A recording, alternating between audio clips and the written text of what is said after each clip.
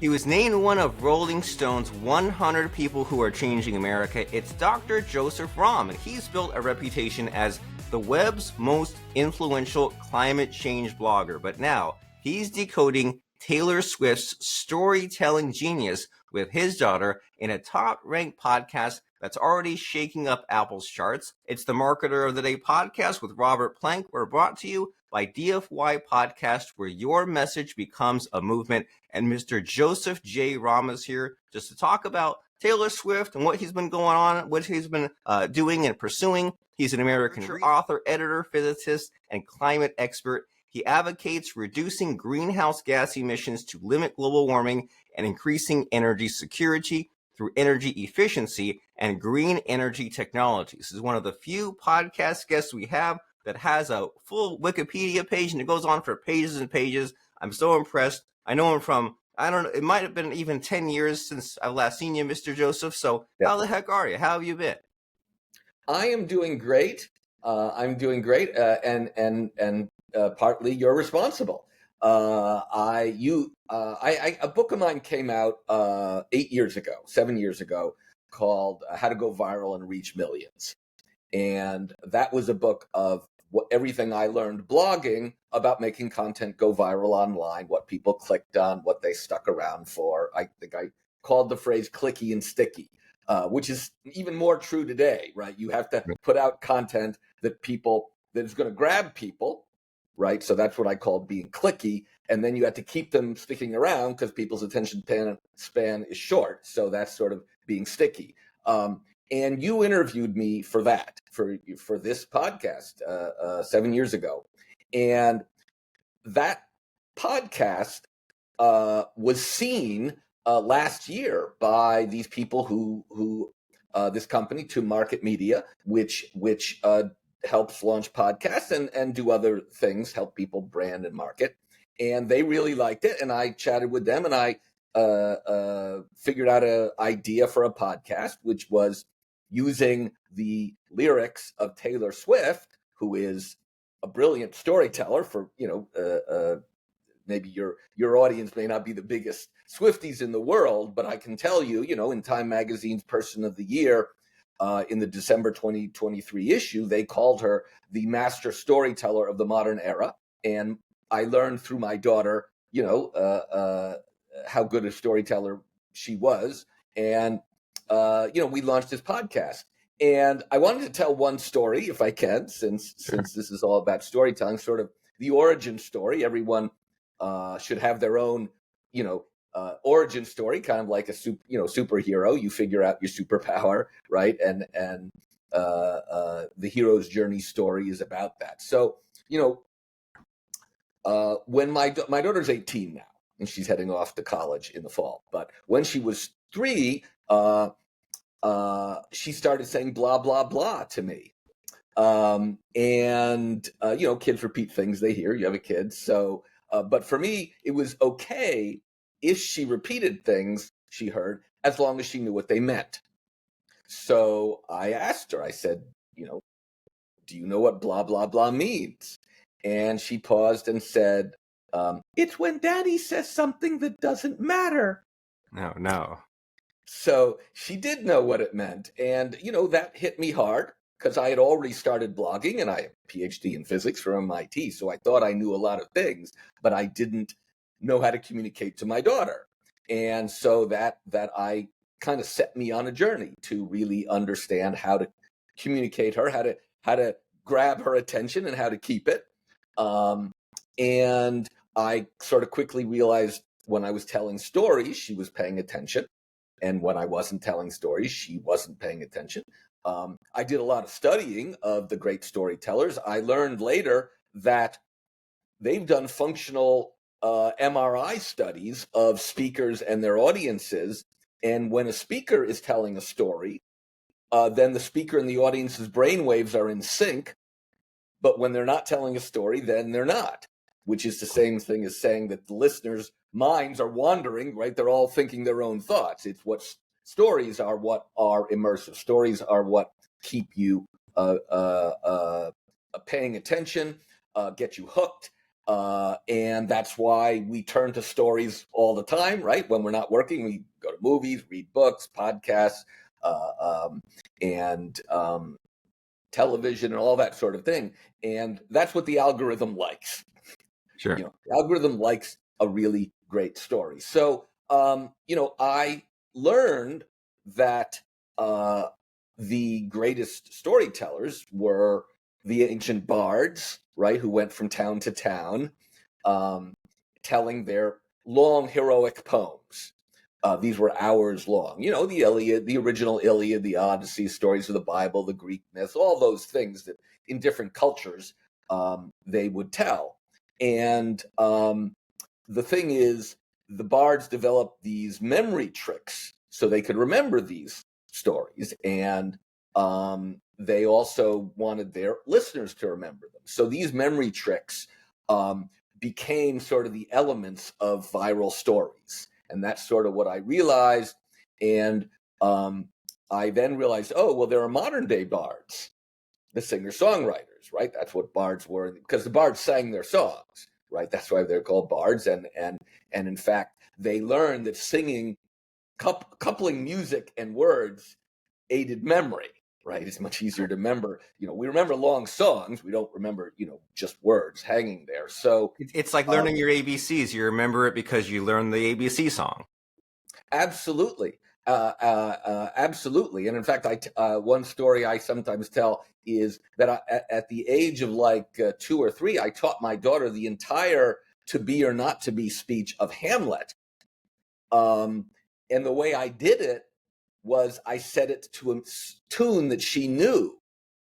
So I don't want to sing too much for you, but it went like, to be or not to be, that is the question. Whether it's nobler. So I just did it to a lullaby song. And she could learn it that way. And in fact, that's actually a good kind of actionable thing. If you want to memorize something, you could set it to music yourself while you're trying to learn it. And so, yes, I realized, well, I've always been trying to figure out the reason I wrote How to Go Viral and Reach Millions, and then the reason I launched this Decoding Taylor Swift podcast, is I've always been trying to figure out a way to make storytelling accessible. Because storytelling is the most important and powerful skill, right? If you can, we really want to tell stories because that, again, is the most engaging thing. And one of the points that I make, again, is about these memory tricks. The most important thing in life, I figured out after studying storytelling for like 2 decades, was you need to be memorable, right? You need to say things that people remember, because if people don't remember what you say, it doesn't matter what you say, right? So, but again, these bards, they figured out all these memory tricks. And I'm talking about rhyme, alliteration, irony, metaphor, foreshadow, all of these things that we learn a little bit in school, but we don't really learn how to create a memorable and engaging and viral story. And that's what was the point of the book. And then I realized, well, these modern bards, the singer-songwriters, maybe that would be a way to make it more accessible. And my daughter introduced me to a lot of them. We went to many concerts, Lady Gaga and Adele. But when she turned me on to Taylor and I started following her, and particularly in the last several years, Taylor has really emerged as a very skilled storyteller. And that's why she is one of the most viral people on the planet. That's why she had the most successful concert, series in history. I think it's now grossed $2 billion.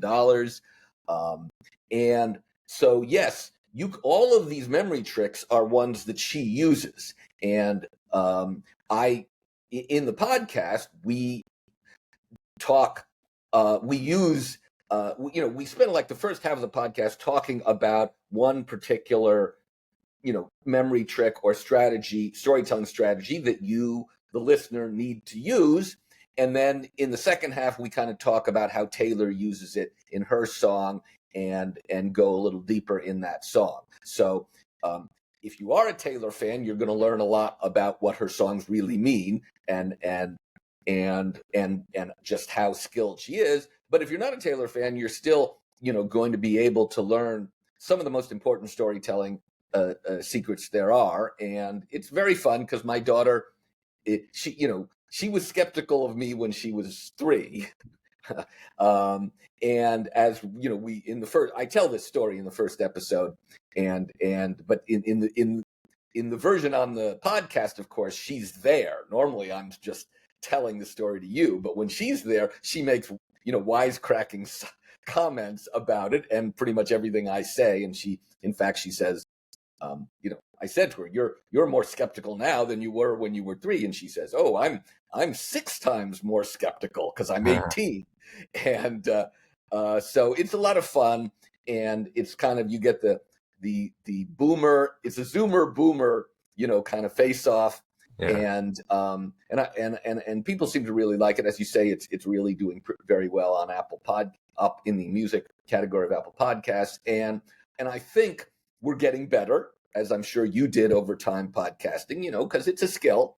Like anything else, you're not going to start off the first episode. I think it's pretty good, but I think, now the 5th episode just came out, and I actually think that's our best so far. And I think, but we are trying to make this a syllabus for a master class. So I hope people will start at the beginning, because I think, you are going to learn the hero's journey, and how to tell the hero's journey story, which is the story we all have to tell. That's the story that you may remember Joseph Campbell, who wrote The Hero with a Thousand Faces, right? This book that this scholar wrote, he figured out that all of the great heroic stories of the different cultures, Native American, South American, Nordic, European, Asian, whatever, they all have the same beats, the same, like 18 beats to them. And it's very deeply ingrained in us because all the great movies and books are built around the hero's journey. And now, because of Joseph Campbell, there was a obscure writer-producer who really loved Joseph Campbell's work. You may now know him as George Lucas, and he turned those into episode 4, 5, and 6. The original Star Wars movies were entirely built around this hero's journey, which has a mentor and it has strange friends, your Chewbacca's. I mean, it's the same story as in like The Wizard of Oz, right? There's also a teacher, and there's also the weird friends who are animals or strange creatures, the Cowardly Lion, that sort of thing. And we could, it always starts out in the normal world and there's a call to action, right? And you go into the special world and you learn, you take on challenges and fight, bad guys, but you learn what your superpower is, and you learn some internal knowledge, become wiser, and then you actually go back to the normal world at the end, and you bring back this lesson that you learned, which Joseph Campbell called the return of the elixir, because in like the Knights of the Round Table, right, King Arthur got sick. He sends his knights out to find the Holy Grail, Jesus's chalice, which you can bring back, and with water he drinks it and he's cured. But Campbell said the hero can bring back this elixir, but really the elixir is knowledge, right? And so you would have in a modern day version, like Spider-Man learns, with great power comes great responsibility, right? That's his heroic journey.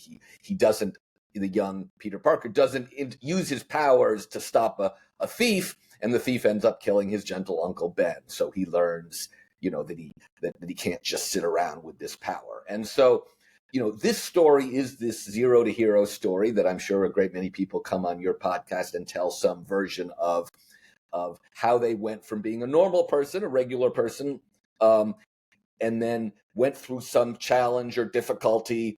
Could be someone dying, could be some tragedy, could be divorce, could be a heart attack. These stories. Sure.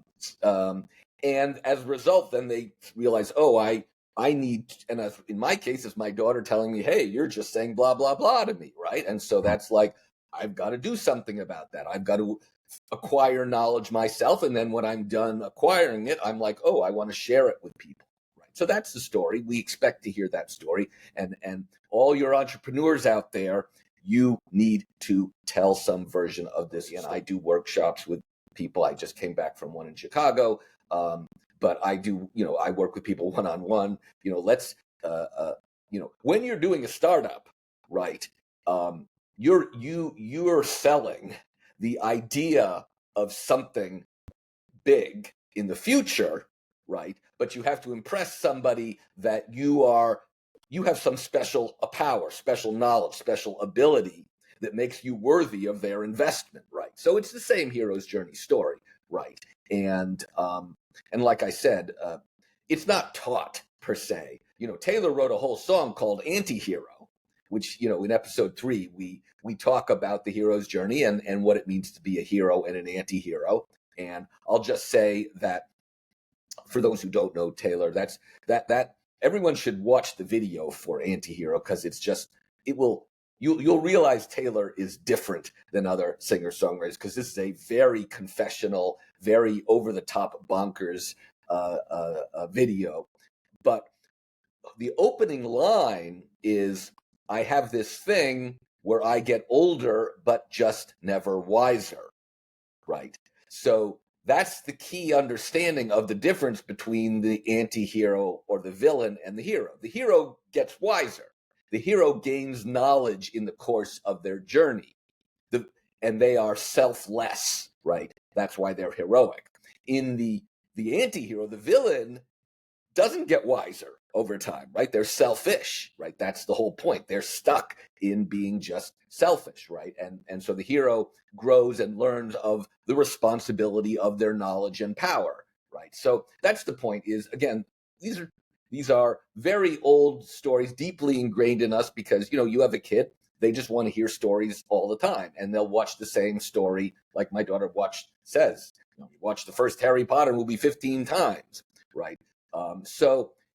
These stories are so ingrained in us as kids that we don't even understand how powerful they are, how much we want to hear them. So this podcast is really teaching people how to tell your story. And the main framework of the story is the hero's journey, but the elements of the stories are things like foreshadow, and things like metaphor and irony.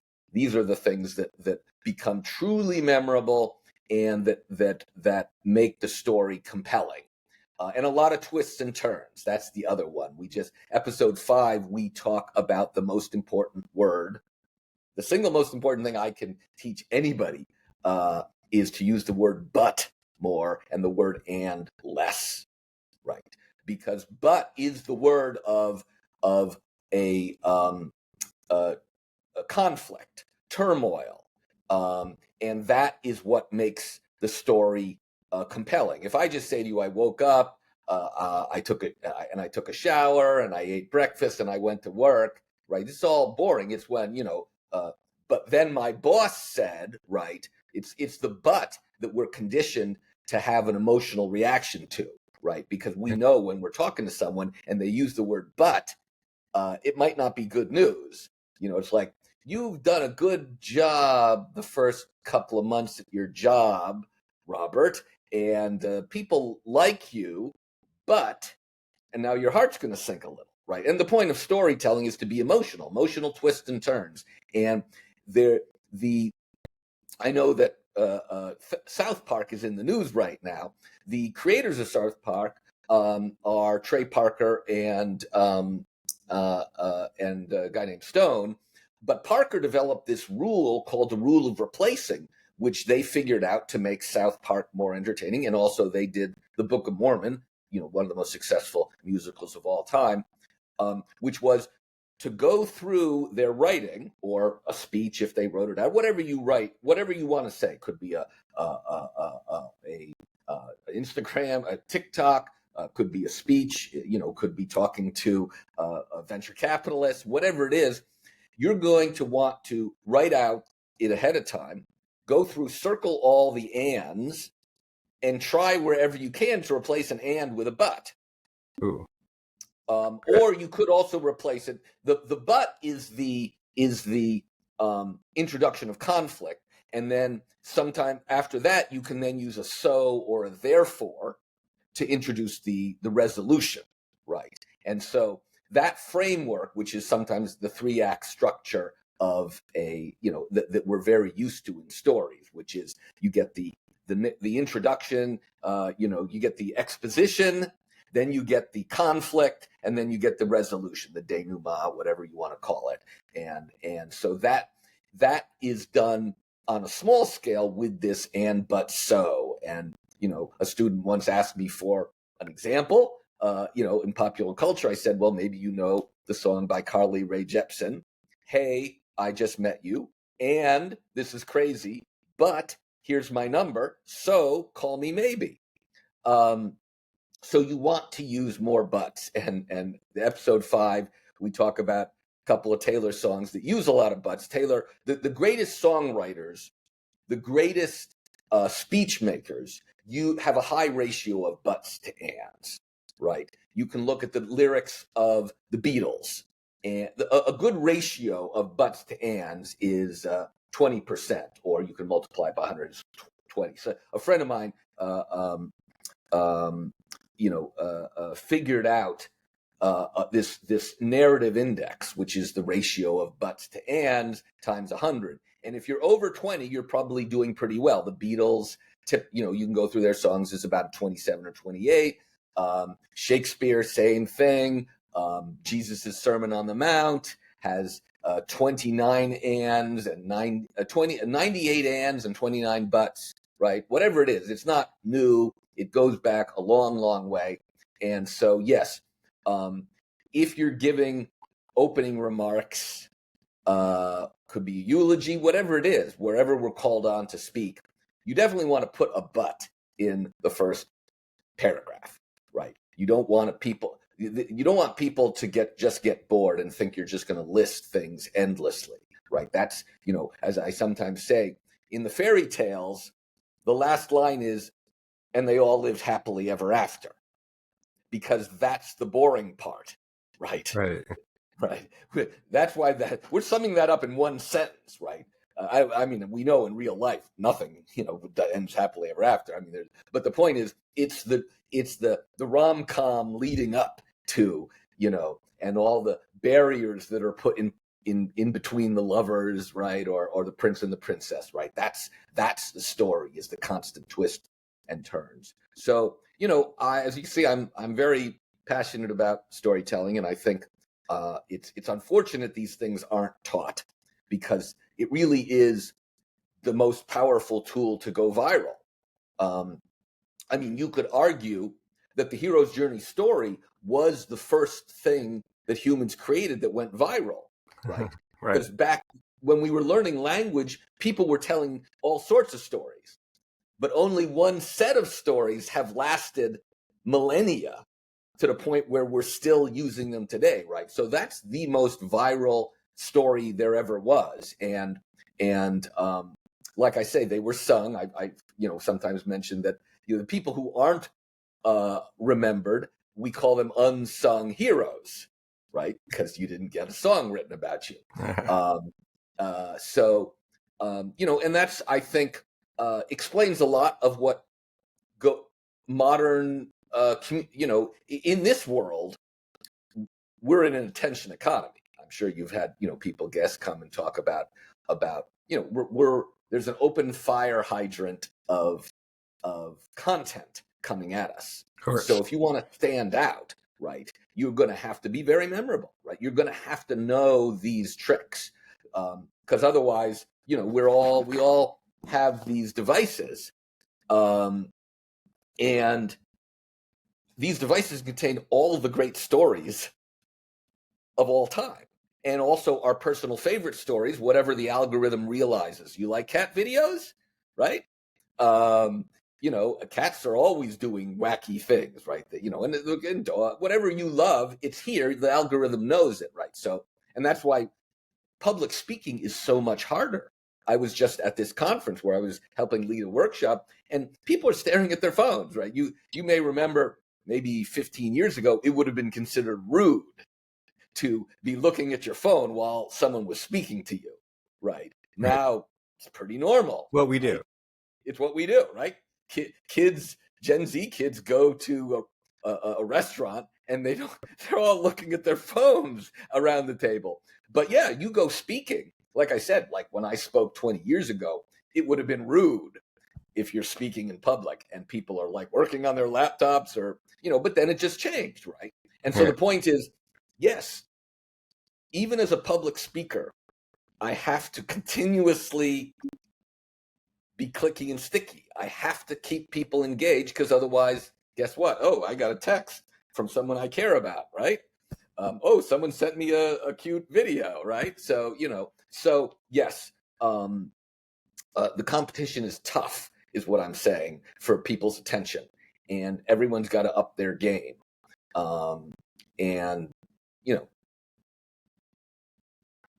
and figure it out and rise above. Yeah, and you give yeah, us so much to think about, and it's fascinating, right? Because it seems like there's survivorship bias plus the feedback loop, right? You figure like, yeah, well, why are all these pyramids around the world? Well, because they built other structures, but what lasted was the pyramids. And then you think, well, there's a thing when people die called the reading of the will, which is like yeah, not a thing. But then TV shows started doing it, and then people in real right, life said, "Hey, my aunt died. Where's the reading of the will? It's what I see on TV." And then the lawyers started doing it, even though it was invented, but then it became a thing. So it hurts your mind as far as the kind of storytelling format structure that works. It's what survived, and then now it's familiar. And with all the overload of information and what's stuck with us, it's what we like to see more of, and then we yeah, see it everywhere, right? And we can't not help but see it. And it's like the other day I was doing some housework and we had on the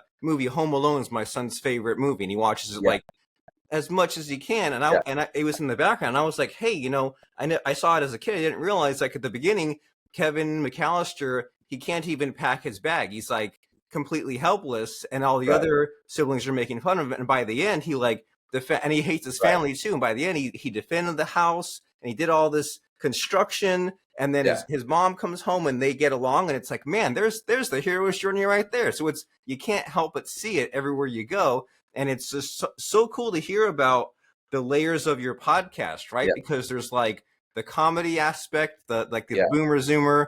There's the musician part, because we've yeah, all heard those podcasts where like you go through like every album of an yeah, artist. And yeah, then there's like the kind of nerding out, the talking about the storytelling. There's the parenting. Like you're doing a lot of things right. Like it's fun to hear about the different layers to it. And we definitely need to tune in. But in these last few minutes of our conversation yeah. here, you mentioned about how it's important to have more butts. And there's got to be a joke in there somewhere, but I just can't think of it. But Well, my daughter keeps in the podcast. She keeps talking about those beautiful, beautiful butts, oh and no, right? yeah, no, she goes overboard. Yeah, she's yeah. Yeah, and so speaking of those big butts, what kind of problem, wrinkle, conflict has there been with this podcast? Has there been like a catastrophic failure, a moment of stress? What's gone wrong with Decoding Taylor Swift? Um, well, uh, my daughter, we're both learning. Um, I wouldn't say any. Look, I'll be honest. In the first episode, we had some false starts, and you restart. And so uh, uh, uh, it's really getting comfortable with just being able to have a conversation, right? I will tell you, my first idea of this was, oh, I'm gonna be sharing the things that I know, and then people are like, well, this is very pedantic, right? So they were like, oh, but my daughter's there, right? She's the one to, cut me off and uh, uh, it's all just been a learning experience. I think that um, you know sometimes she can go too far, and she was, in fact, in one episode she was starting to say, and if this doesn't happen at her school, if I don't, she was just sort of making fun, like, oh, I'm going to get, what's the difference between college and school and high school? It'll be easy, I'll get straight A's. And I'm saying, no, you don't really want to say that. And she said, and oh no, I'll get them, and if I don't, you can throw pies in my face. And then we had a long discussion of what kind of pies she would like thrown in her face, because and it can get zany, and so it's all it's been fun, sort of learning how for me to be a little zanier, which I can be, even if it doesn't seem like that talking to you. But with her help, um, and getting her to be a little more restrained. So I Yeah. think.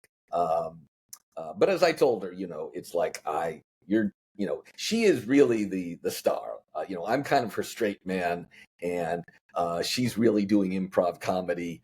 And sometimes I get in the spirit of improv. Um, but as you know, it's a learning experience. But the great thing is, we're talking about, and I should say, we don't just talk about Taylor Swift. Taylor. We reference other songs, just like I talked about Carly Rae Jepsen. We talk about like Bob Dylan. Um, in fact, in the first episode, we talk about foreshadow, right? Which is how in the beginning of your story you should create some hints of what is going to be the end, because people like circular stories, right? They like the Yeah. end to tie back to the beginning, much as in um, The Wizard of Oz, right? She starts out in the black and white world in Kansas, and she goes through this whole journey and she ends up back in Kansas, right? And she ran away from home. And the lesson that she brings back is there's no place like home, right? So the story is perfectly circular. And one of the points that I make is, she gets swept up in this tornado, right? That's how come Dorothy lands up in Oz. But this is foreshadowed by her name. So here's a quiz for you. What is Dorothy's last name in The Wizard of Oz? Ooh, I don't know. It's Gale. Okay. Gale as a windstorm. Nice. So she's Dorothy Gale, much like Luke Skywalker. People's names are foreshadowed. Or Voldemort has Mort, death in it, right? So this stuff is everywhere. Once people point it out to you. Yeah, and it's like the like Han Solo, right? It's like that's very much like a George Lucas thing, right? The name kind of sounds almost like it would be part of that profession. Like Walking Dead has Rick Grimes. It's a zombie comic. It's like it fits. And so that's a lot of fun to think about, just all of these just observations Yeah, that maybe we've made subconsciously and things that have worked, and we can either choose to get kind of sucked into it, not realize why, or have a little extra bit of knowledge enrichment. And it's like if you listen to some, it's like I'm sure you listen to some Taylor Swift song and you were even saying like you decode some of the lyrics, or you say like, hey, yeah, here's why she added this little yeah, subtleness of it, and like then you listen to it again and you can't not help but notice it, and it just makes it a heck of a lot more enjoyable. And you were saying that this is so important because if we yeah, don't apply the yeah, storytelling and the hero's journey,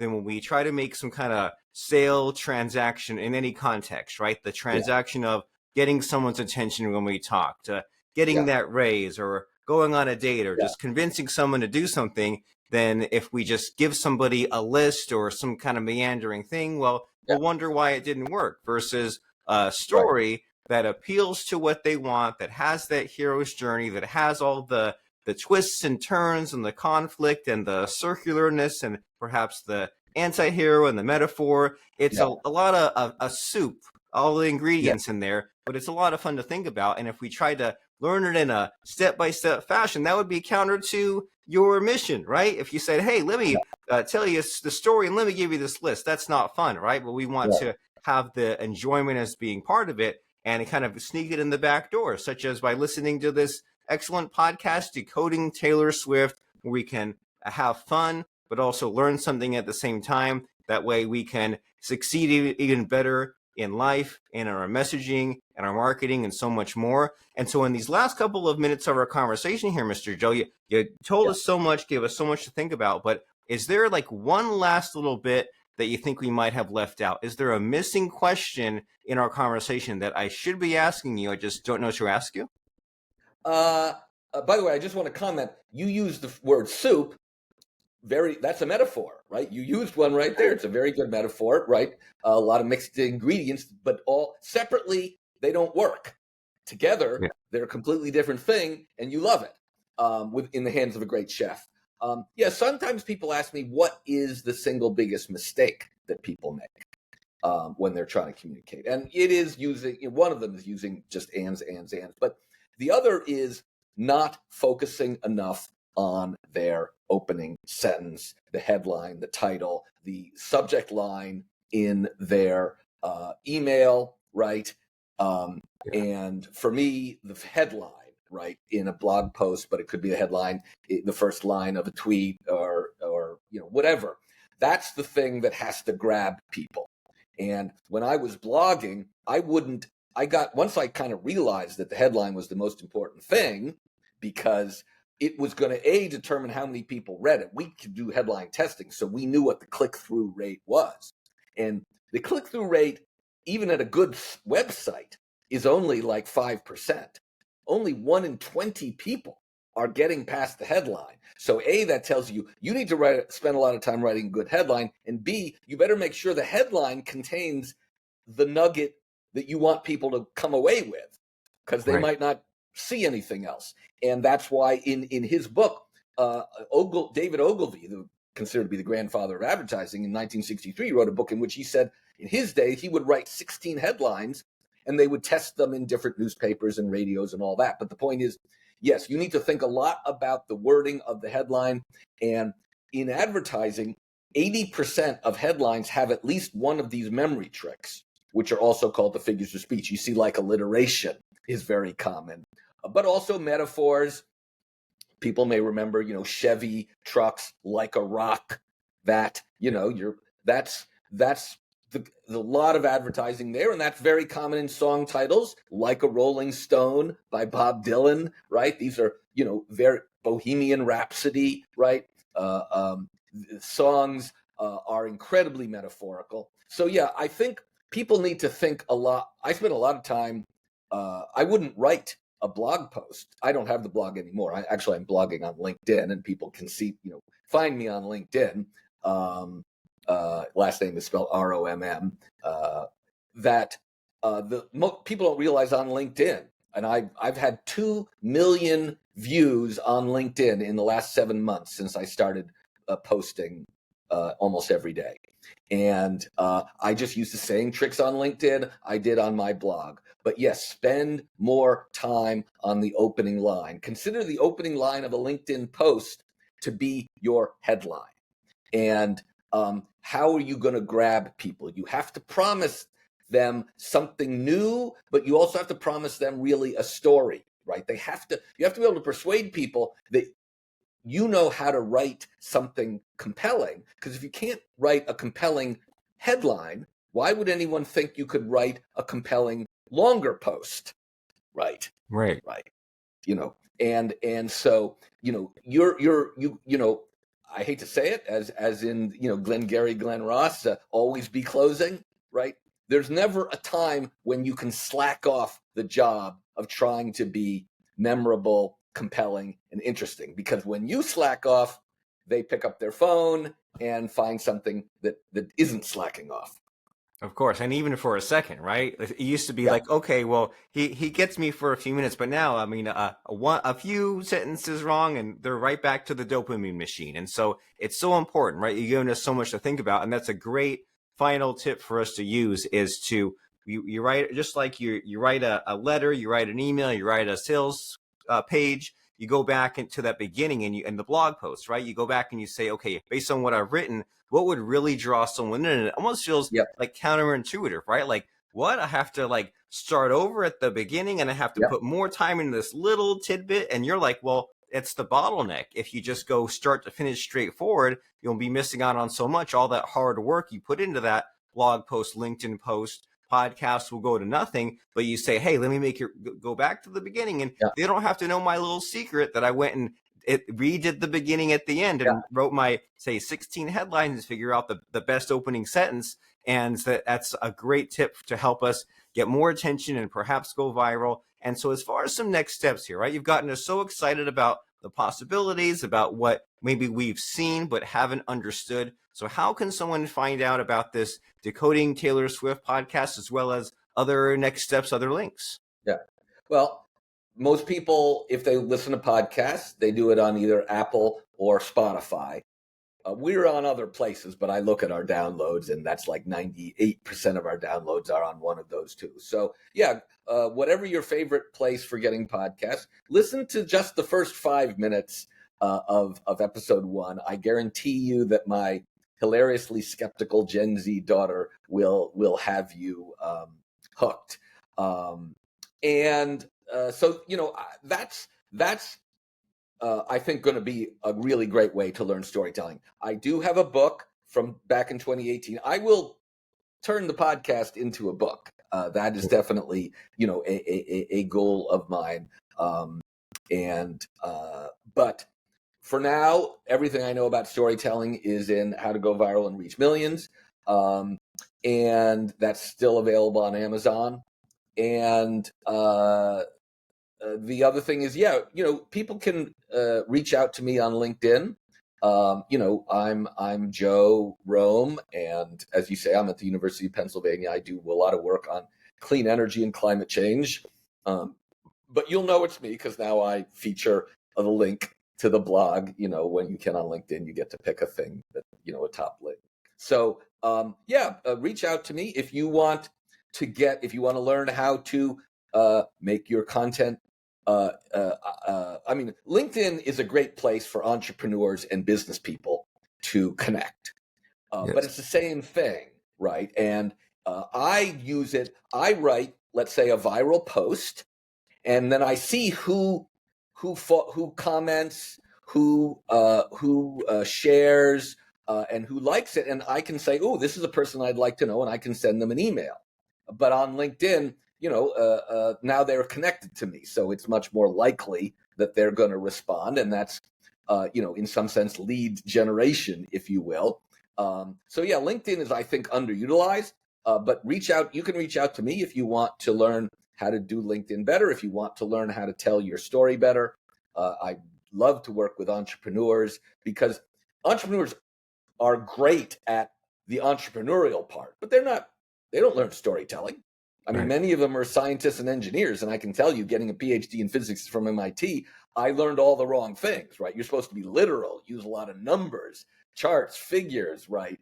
Don't, repeat yourself, and don't tell stories, right? Stick to the facts. So, in school, we're taught the exact opposite of the right way to communicate, and I had to unlearn. That's sort of what I realized from my daughter. All this stuff I learned in higher education was useless for communicating with my daughter. And my daughter's just a stand-in for a regular person, right? I mean, she grew up, but it never changed that you still want to be engaging and tell stories.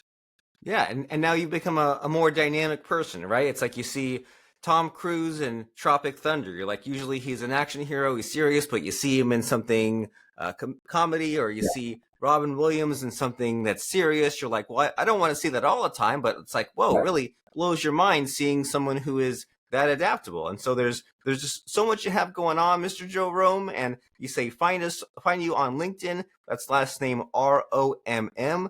And that book you mentioned from 2018 is called How to Go Viral and Reach Millions: Top Persuasion Secrets from Social Media Superstars, Jesus, Shakespeare, Oprah, and even Donald Trump. But where we really want you to go is to search on your favorite podcasting platform of choice, Decoding Taylor Swift with Joe Romm. What's your daughter's name? My daughter's name, we named her Antonia, and then it became Tony. So she is Tony.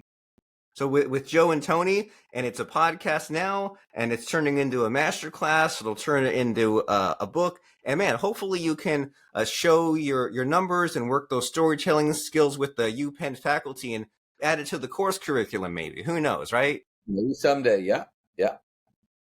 Well, very nice. So we can say that we knew you when, and we can start by listening to... I knew you when times two.